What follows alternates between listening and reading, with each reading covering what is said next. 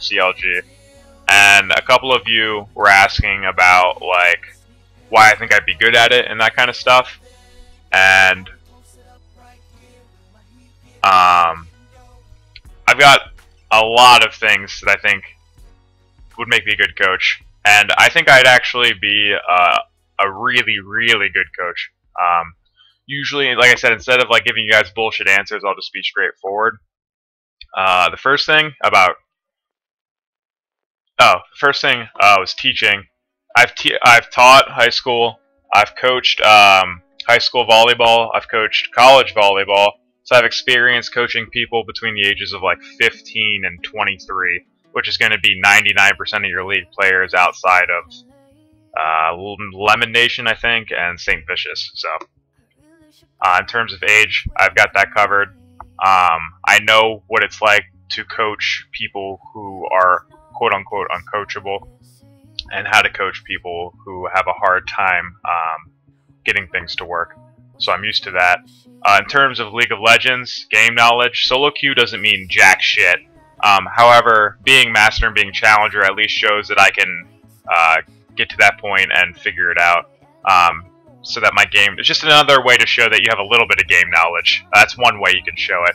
But more importantly, in terms of things like pick banning, team fighting, rotations, all that kind of shit, I have a lot more game knowledge than I let on. I actually watch a lot of games in my spare time.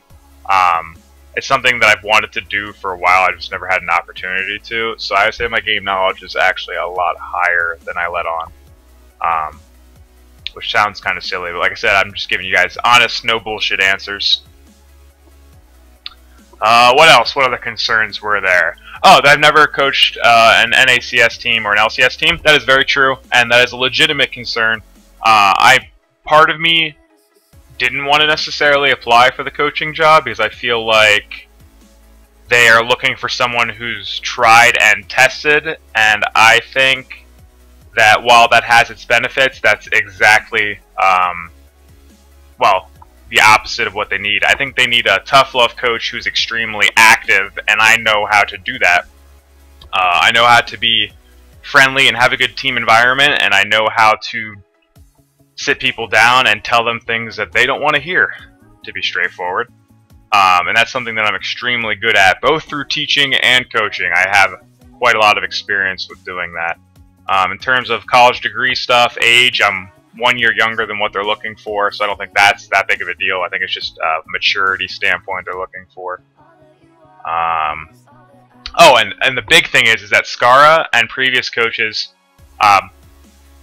well, Monte Cristo was good, but he couldn't be on site the entire time. But Skara was what I would call a passive coach, and I'm very different. I'm a very active coach. I'm very much a part of the team and a leader in that sense. So that's why I think that I would be good. Skara, while he's a very good coach, I just think he has more of a passive coaching style, and I'm very much the opposite. I'm very active. I'm very involved in things, getting things done, getting things organized. So there you go. Did I miss anything? I think I hit all the major points you guys were asking for.